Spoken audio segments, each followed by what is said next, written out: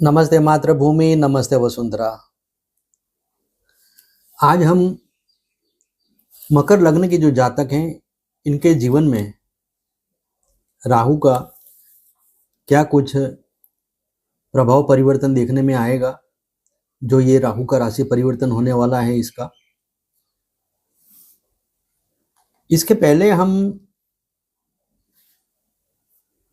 शनि और राहु की युति जो बनने वाली थी उसके वीडियो भी हम बना करके रख चुके हैं, जो आपने देखे होंगे। उसके बाद में शनि का पूरे 2.5 साल का गोचर हमने रखा हुआ है, उसके बारे में जानकारी, किन नक्षत्रों में किस तरह का उसका कोई प्रभाव रहेगा। उसके बाद गुरु का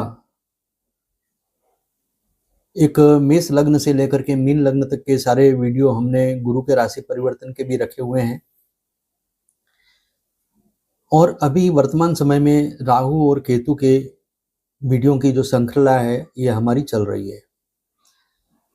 वर्तमान समय में आज हम मकर लग्न के जो जातक हैं इनके जीवन में जो सेकंड हाउस में द्वितीय भाव में राहु आने वाला है, इसके बारे में हम चर्चा करेंगे। 18 मई 2025 से 5 दिसंबर 2026 तक ये गोचर भ्रमण चलने वाला है। ये आपके जीवन में क्या कुछ प्रभाव परिवर्तन देने वाला है, किस तरह से आपको अपना बचाव करना है, किस तरह से आपको सावधानी पूर्वक रास्ते निकालने हैं, इसके बारे में हम जानकारी देते हैं। ज्योतिष शास्त्र का जो उपयोग है वो उपयोग ही ये है कि किस प्रकार के समय में किस प्रकार की उपयोगिता हमारी हो। यदि हमारा समय प्रतिकूल है तो उस समय में किस प्रकार की सावधानी रखनी है, और यदि हमारा समय अनुकूल है तो उस अनुकूल समय में किस प्रकार से हमको सावधानियां रखते हुए उस अवसर का, उस शुभ समय का अधिक से अधिक लाभ उठाना है। और वैसे लाभ खड़े करने वाले जो प्लैनेट्स हैं उसमें कुछ शुभ ग्रह भी हैं और अशुभ ग्रह भी हैं। तो खास करके अशुभ ग्रह जब कोई परिस्थिति बनाते हैं लाभ उठाने के लिए, तो उस समय में विशेष तौर पे हमें ये ध्यान रखना होता है कि हम लाभ उठाने के चक्कर में किसी प्रकार के ट्रैप में, किसी प्रकार की साजिश में ना फंस जाएं। क्योंकि जो राहु है तो ये जो है ये विशेष तौर पर कुछ सुनहरे ख्वाब दिखा करके भी ये कई बार फंसाता है और कभी आकस्मिक लाभ भी ये दिलवाता है।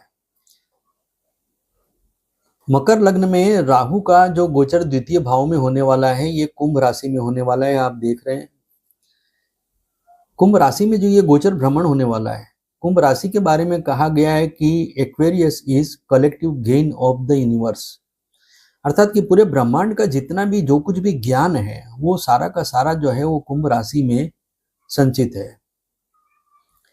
राहु की मूल त्रिकोण राशि जो है वो कुंभ है, राहु की जो स्व राशि है वो कन्या है और राहु की जो उच्च राशि है वो वृषभ राशि है। तो मकर लग्न जो है ये इसका स्वामी शनि है और कुंभ राशि जो है इसका स्वामी भी शनि है। शनि राहु के लिए मित्रवत भी है और वर्तमान समय में शनि आपके तृतीय भाव में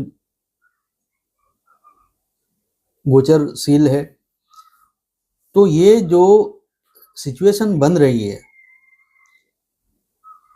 कि शनि लग्नेश होकर के तृतीय भाव में है, अपने द्वितीय भाव से वो द्वितीय भाव में है, क्योंकि द्वितीय भाव जो है वो भी शनि का ही है कुंभ राशि, तो वहां से द्वितीय जो है ये मीन राशि हो गई।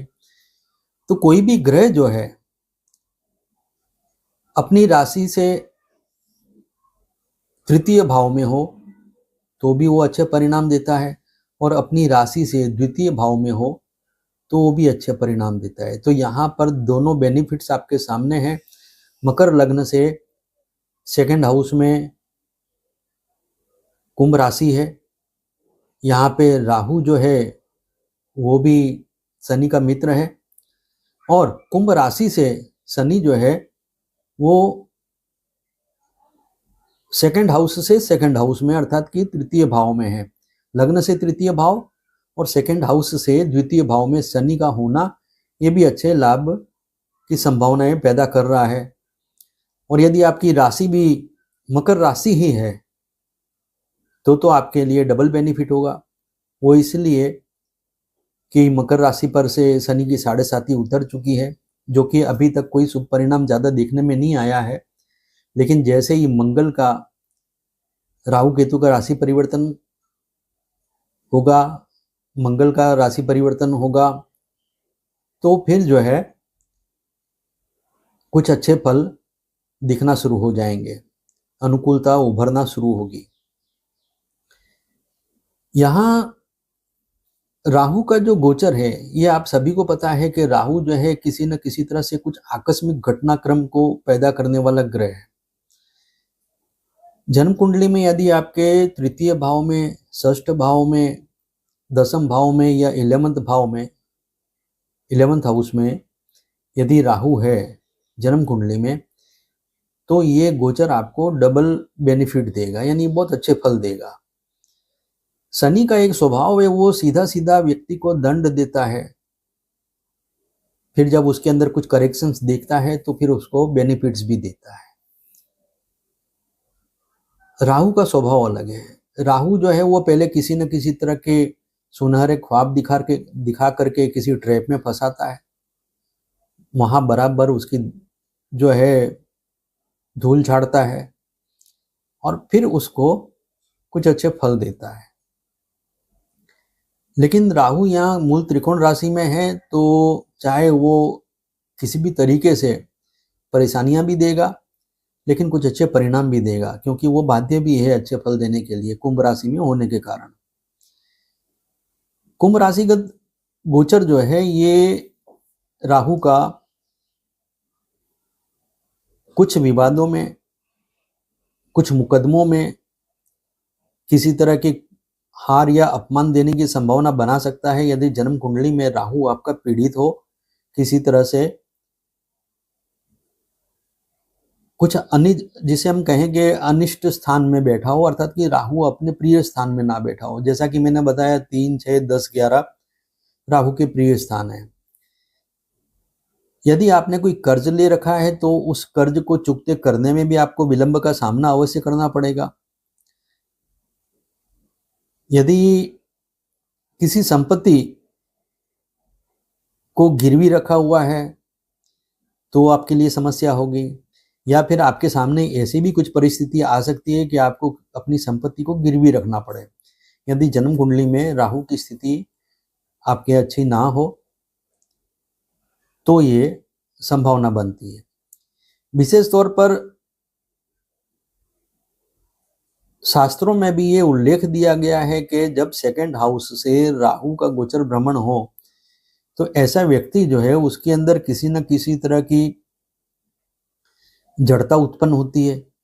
किंतु यही गोचर यदि किसी स्त्री की राशि में हो, तो किसी स्त्री की कुंडली में है, यदि किसी स्त्री की कुंडली में सेकंड हाउस में राहु का गोचर हो तो वो स्त्री जो है उसकी बुद्धिमत्ता बढ़ती है।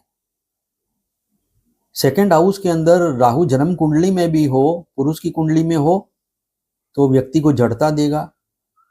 और यदि स्त्री की कुंडली में सेकंड हाउस में राहु जन्म कुंडली में है तो वो उस स्त्री जातक को बुद्धिमत्ता देगा। ये राहु का एक अपना कोई कारण है, कुछ अपने उसकी पसंद है, वो इस तरह से काम करते हुए देखा गया है। अब हम बात करते हैं 18 मई 2025 से 23 नवंबर 2025 तक का जो समय काल है, ये पूर्वा भाद्रपद नक्षत्र में राहु का गोचर भ्रमण होगा। पूर्वा भाद्रपद जो नक्षत्र है ये गुरु का नक्षत्र है, इसका जो स्वामी है वो गुरु है। गुरु जो है मकर लग्न के लिए एक तरह से ये अनिष्टकारी या कष्टकारक हम कह सकते हैं, क्योंकि इसकी मूल त्रिकोण राशि जो है व्यय भाव में है और इसकी जो दूसरी राशि है वो थर्ड हाउस में है। लेकिन जो तृतीय भाव में जो मीन राशि है वहां पर शनि के उपस्थित होने से वहां का किसी तरह का कुछ भी साइड इफेक्ट्स देखने में नहीं आएगा। और यदि हम 12वें भाव में जो धनु राशि आ रही है उसकी बात कर ले तो यहाँ पर आपका जो है सिर्फ एक्सपेंसेस जो है वो बढ़ेगा, अर्थात कि आपके कुछ खर्चे जो हैं वो यहाँ पर कुछ आउट ऑफ कंट्रोल हो जाएंगे, जिसके लिए आप कोशिश करेंगे कि ये खर्चे कम हो, लेकिन आप कम नहीं कर पाएंगे। आवक के समान बराबरी का खर्च इस समय काल में लगा रहेगा 18 मई 2025 से 23 नवंबर 2025 तक का। 18 अक्टूबर 2025 तक गुरु जो है ये मिथुन राशि में होने के कारण यहां से नवम दृष्टि से राहु को देखेंगे। जब नवम दृष्टि से राहु को देखेंगे तो एक लाभ आपको अवश्य मिलेगा कि इस समय काल में सेविंग्स को लेकर, फैमिली को लेकर, वाणी व्यवहार में हर प्रकार का नियंत्रण और सानुकूलता जो है यहाँ आपको दिखाई देगी। लग्नेश शनि जो है वो भी गुरु के लिए नेगेटिव है। राहु तो परम शत्रु कहा गया है गुरु का। तो इसमें विशेष तौर पर जो आपके व्यवहार हैं उसमें आपको सावधानी अवश्य रखनी होगी, जो कि 18 अक्टूबर तक तो गुरु की दृष्टि होने से कुछ नियंत्रण संयम बना रहेगा।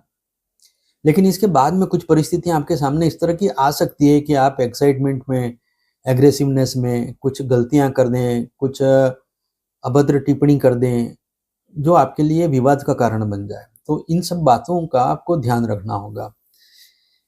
इस समय काल में सेकंड हाउस जो है परिवार वृद्धि का भाव भी होता है। मान लीजिए आपका विवाह नहीं हुआ है और विवाह होने की कुछ बातें चल रही है तो उसमें किसी तरह का कोई विघ्न आना, कोई तनाव आना, ये बन सकता है।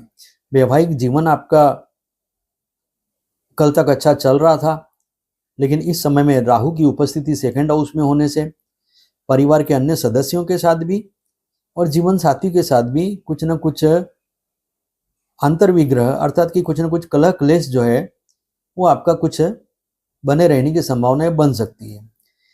किंतु विशेष तौर पर कोई एक बड़ा शुभ प्रसंग जो है, कोई धार्मिक प्रसंग कह लें या किसी तरह का कोई पूजा पाठ में आपका इन्वॉल्व होना कह लें या किसी तरह का कोई तीर्थ यात्रा में आपका जाना कह लें, इस तरह का कोई बड़ा अच्छा लाभ भी आपको यहाँ मिलने की संभावनाएं हैं। ऐसे संयोग बनेंगे कि आपको इस प्रकार का कोई आनंद मिलेगा। 12 जून 2025 से 6 जुलाई 2025 तक सूर्य जो है राहु के आर्द्रा नक्षत्र में गोचर भ्रमण करने वाला है। आर्द्रा नक्षत्र जो है वो मिथुन राशि में आता है। सूर्य का वहां गोचर भ्रमण करना कुछ तनाव, कुछ परेशानियां उपस्थित करने वाला अवश्य बनेगा, लेकिन वहां पर वो किसी तरह की विजय भी आपको अवश्य दिलवाएगा, क्योंकि छठे भाव में जो सूर्य का गोचर होता है तो कुछ तनाव खड़े करता है, लेकिन उन तनावों में सफलता और विजय श्री देखे जाता है। गुरु का जो गोचर है ये 14 जून 2025 से 13 अगस्त 2025 तक आर्द्रा नक्षत्र में रहेगा। तो ये जो समय काल है इसमें राहु जो है आपके धन के मामले में, आपके विदेश व्यापार के मामले में, विदेश में नौकरी से संबंधित कोई काम है, विदेश से संबंधित किसी प्रकार का एक्सपोर्ट इंपोर्ट का जो भी काम है, तो वहाँ पर आपके लिए कुछ ना कुछ ऑब्स्टिकल खड़े करना, कुछ परेशानियां खड़ी करना, ये सब संभावनाएं बना सकता है।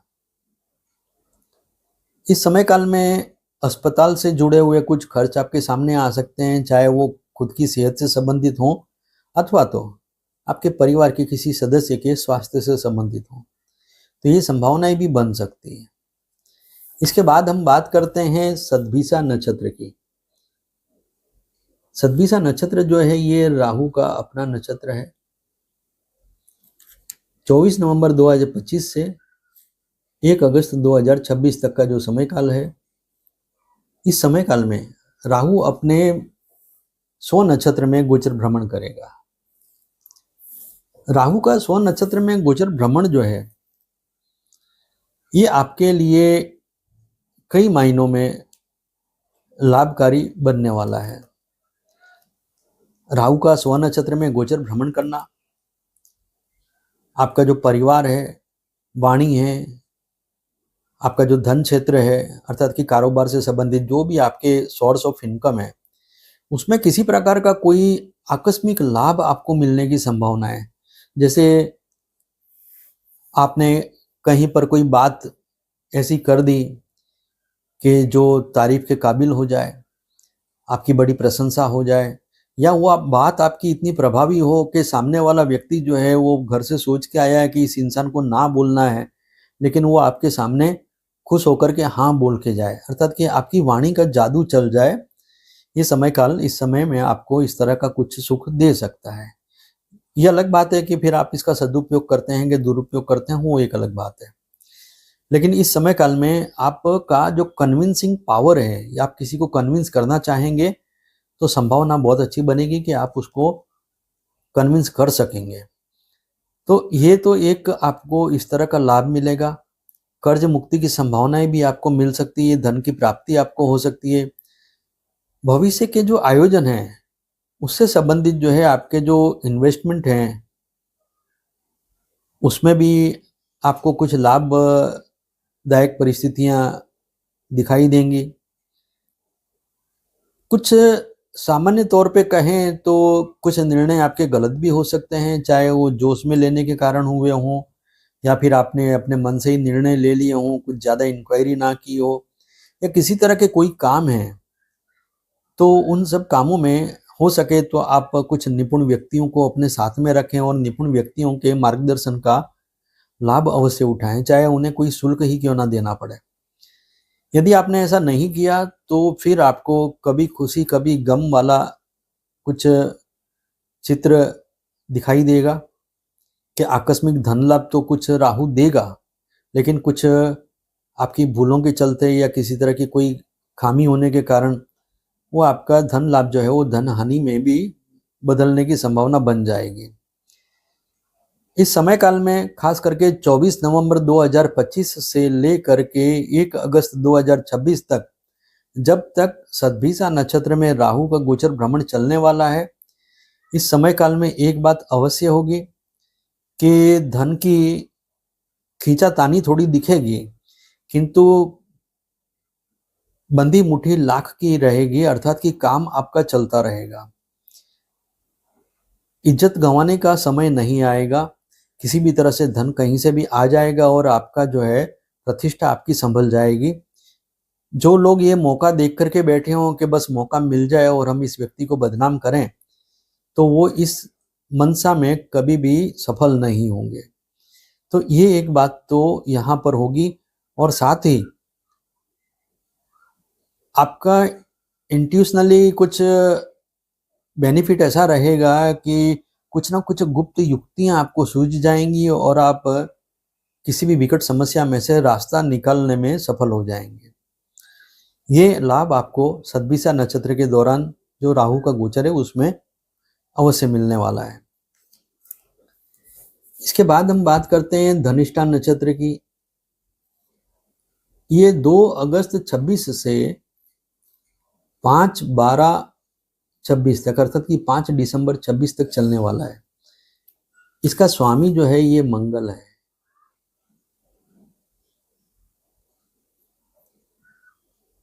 और धनिष्ठा की संस्कृत में जो संधि विच्छेद है, धन प्लस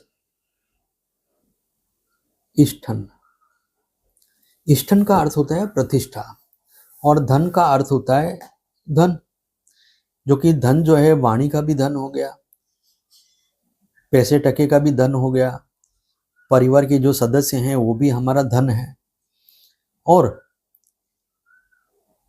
जो कुछ भी लोग हमसे जुड़े हुए हैं वो भी एक तरह से हमारा धन ही है। तो ये जो समय काल है, इस समय काल में मंगल का ये, जैसा कि मैंने बताया, नक्षत्र है, और मंगल आपका देखिए चतुर्थेश है और लाभेश है। एक राशि चतुर्थ भाव में है दूसरी राशि जो है ये लाभ भाव में है। मकर राशि के अंदर मंगल उच्च का होता है, इसलिए मकर लग्न में अधिकतर ऐसा देखा गया है कि मंगल जो है कुछ शुभ फल, खास करके संपत्ति से संबंधित कुछ शुभ फल अवश्य देता है। लेकिन इस समय काल में ये कहीं ना कहीं कोई ऐसा लंबे समय का कोई कर्ज हो गया, लंबे समय का कोई कष्ट हो गया, या कोई बीमारी भी हम कह सकते हैं कि जो लंबे समय तक चले, वो भी देने की संभावनाएं अवश्य बनाता है। मंगल चतुर्थेश है, लाभेश है, शनि का परम शत्रु भी है, राहु का भी परम शत्रु है। यहाँ इस समय काल में जो कंस्ट्रक्शन कंपनियों से जुड़े हुए हैं, जो किसी तरह के मैन्युफैक्चरिंग से जुड़े हुए हैं, ऐसे जो भी व्यवसायी हैं, उनके लिए ये समय काल जो है बड़ा ही बेनिफिट वाला रहेगा। अर्थात कि इस समय काल में उनको इस व्यापार में काफ़ी कुछ लाभ, धन की बचत होना, प्रतिष्ठा की वृद्धि होना, नाम का फैलना, इस तरह के कुछ बेनिफिट जो है यहाँ पर बहुत अच्छे बनेंगे। कोई महत्वपूर्ण सफलता आपको यहाँ अवश्य मिलेगी, लेकिन अहंकार में भी वृद्धि होगी, क्रोध में भी वृद्धि होने की संभावना बन सकती है। इस समय काल में आपको जो ध्यान रखना है वो ये ध्यान रखना है कि कहीं भी आपकी बातों की अस्पष्टता ना हो। अर्थात कि कोई भी बात करें, विस्तार से करें, स्पष्टता से करें, कुछ नहीं बताना है, छुपाना है या कुछ चालाकी करनी है, ऐसा कोई काम ना करें, क्योंकि मंगल बड़ा ही स्ट्रेट फॉरवर्ड प्लेनेट है। तो ये सफलता देने में भी बड़ा साथ देता है और असफलता देने में भी देर नहीं करता है। इस समय काल में बहसबाजी से आपको बचना है, कानाफूसी से भी बचना है। अर्थात कि किसी से कोई बात सुनी है तो वो किसी दूसरे को कह देना, ये सब करना नहीं है, क्योंकि राहु जो है वो इस तरह की प्रकृति देने वाला ग्रह कहा गया है। जिनकी कुंडली में राहु बलवान होता है तो कई और लाभ जरूर मिलते हैं, लेकिन ऐसा व्यक्ति जो है वो कुछ चुगलखोर होना, इधर की उधर करना, इस तरह की बातें भी जो है उसकी अवश्य रहती हैं। किसी बात में तिल का ताड़ भी नहीं बनाना है और पूर्वाग्रह नहीं रखना है। पहले से किसी तरह की कोई धारणाएं नहीं बना लेनी है। किसी इंसान ने आके कह दिया कि फला आदमी तो बहुत खराब है, आपको जब तक सामने वाला आपके साथ कोई दुर्व्यवहार नहीं करता है तब तक आपको उसके प्रति कोई धारणा बनाने की आवश्यकता नहीं है। अर्थात कि आपको किसी की बातों में नहीं आना है। इन बातों का आपको ध्यान रखना होगा। 18 सितंबर 2026 से लेकर के 5 दिसंबर 2026 तक का जो समय काल है, इस समय काल में मंगल की जो दृष्टि है वो राहु पर पड़ने वाली है। ये समय काल जो है जब राहु पर मंगल की दृष्टि पड़ेगी तो ये घर परिवार के अंदर कुछ, जिसे हम कहें कि कुछ तंगहाली उपस्थित करेगा, कुछ कलह भी उपस्थित कर सकता है, तंगदिली कह सकते हैं। तो ऐसी सब बातें हो सकती है। अर्थात कि किसी बात को लेकर के किसी तरह का कोई विवाद खड़ा हो। खाना खा रहे हैं लेकिन खाने का वो मजा नहीं मिल रहा है, घर में रह रहे हैं लेकिन घर में रहने का आपको कुछ आनंद नहीं मिल रहा है। ऐसी कुछ परिस्थितियां आपके सामने आ सकती है, लेकिन ये लंबे समय तक नहीं रहेंगी। तो इस समय काल में आपको विशेष तौर पर इन सब बातों को ध्यान रखना होगा। अपनी भूलों को सुधारना और किसी से माफ़ी मांगना है, इसमें ज़रा भी देरी नहीं करनी है आपको। अगर आपने ये बातों को नहीं माना तो फिर आपको आने वाले समय में कई तरह के कष्टों से गुजरना पड़ेगा, आपको कोई बचा नहीं सकेगा। तो मैं ये मानता हूँ कि ओवरऑल जो है मकर लग्न के जातकों के लिए धन भाव में राहु का जो गोचर है, कुछ सामान्य समस्याओं के साथ ये आपको कई बड़े आकस्मिक लाभ भी अवश्य कराने वाला है। कुछ अच्छी परिस्थितियों का अनुभव भी आपको करवाएगा। अनुकूलता का पूरा कद क्या होता है वो भी आपको यहाँ पर मिलेगा। यदि जन्म कुंडली में भी शनि का सपोर्ट अच्छा है, शुक्र का सपोर्ट अच्छा है, क्योंकि शुक्र आपके लिए राजयोग कारक बनता है। तो राहु है, शुक्र है, शनि है, बुध है, ये आपस में मित्र ग्रह हैं। तो यहाँ पर यदि आपकी जन्म कुंडली में शनि की स्थिति अच्छी है, बुध की स्थिति अच्छी है, शुक्र की स्थिति भी अच्छी है,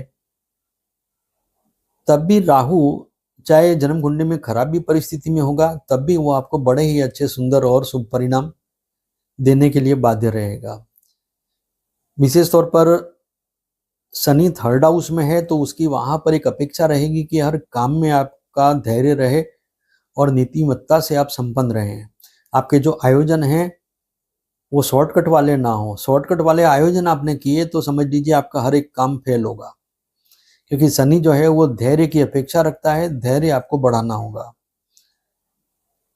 अपने कार्य पर फोकस रखना बहुत जरूरी होगा। खास करके शनि के जो संकेत हैं उसको आपको समझना होगा। यदि शनि कहीं पर वेट एंड वॉच करवा रहा है तो आप वहाँ बिल्कुल भगवान पर भरोसा रख करके शांति से अपना काम करिए, आपको लाभ अवश्य दिलाएगा। उपाय के तौर पे मैं ये कहूँगा कि विष्णु सहस्त्र नाम और सुंदरकांड, विष्णु सहस्त्र नाम जो है आप बुधवार को पढ़ें और सुंदरकांड जो है ये आप मंगल और शनि जिस दिन भी आपको अनुकूलता हो उस दिन पढ़ें, आपको बहुत लाभ प्राप्त होगा। मैं आशा करता हूँ कि मकर लग्न के जो जातक हैं इनके जीवन में राहु के राशि परिवर्तन का जो कुछ भी मैंने विवरण दिया है इससे वे लाभान्वित होंगे। आप यदि हमारी चैनल में नए हैं तो लाइक करें, शेयर करें, सब्सक्राइब करें। धन्यवाद। नमस्कार।